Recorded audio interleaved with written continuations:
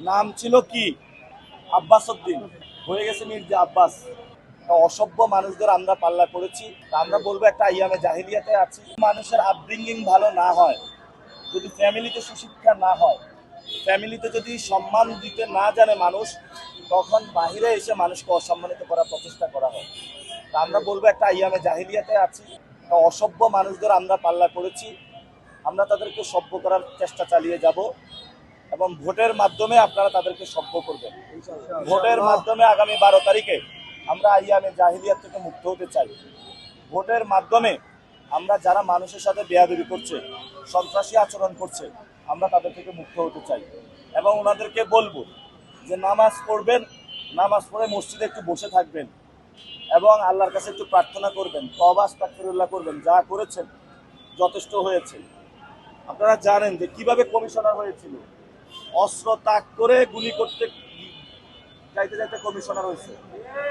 এটা পুরো সকল মানুষ জানে। নাম ছিল কি?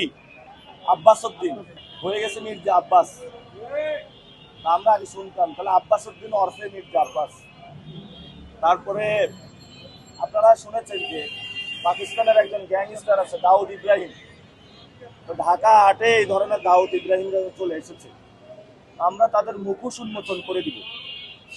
কিন্তু সাথে সাথে যারা সমাজের সিনিয়র সিটিজেন তারা আমাকে আহ্বান জানিয়েছে যে তুমি তো এই সন্ত্রাসকে সরাবা, আমরা রায় দিব 12 তারিখে তোমাকে, কিন্তু তাহলে তুমি কি করবা?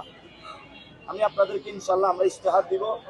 সেখানে আমাদের শিক্ষা, স্বাস্থ্য যে অধিকারগুলো রয়েছে, ড্রেনেজ ব্যবস্থা রয়েছে এবং এখানে কাঁচা বাজারের সংকটগুলো রয়েছে, চাঁদাবাজি, সন্ত্রাস, শহীদ উসমান হাদির বিচার, আমরা ইনশাল্লাহ এগুলো নিয়ে কাজ করব।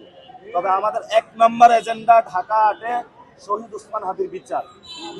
2 নম্বর হলো সন্ত্রাস, তারপরে মাদক মুক্ত, চাঁদাবাজ মুক্ত, দখলদারিত্ব মুক্ত একটি সমাজ গঠন। তৃতীয় হলো এখানে যেই ধরনের নারীদের উপরে হ্যারাসমেন্ট করা হচ্ছে, মা বোনদের জন্য স্বাস্থ্যসেবা নিয়ে আসবো আমরা। স্কুলে দখল বাণিজ্য বন্ধ করব। সকল স্কুল কলেজকে এই ব্যক্তি থেকে ইনশাল্লাহ আমরা মুক্তি দিব ইনশাল্লাহ। Thank you.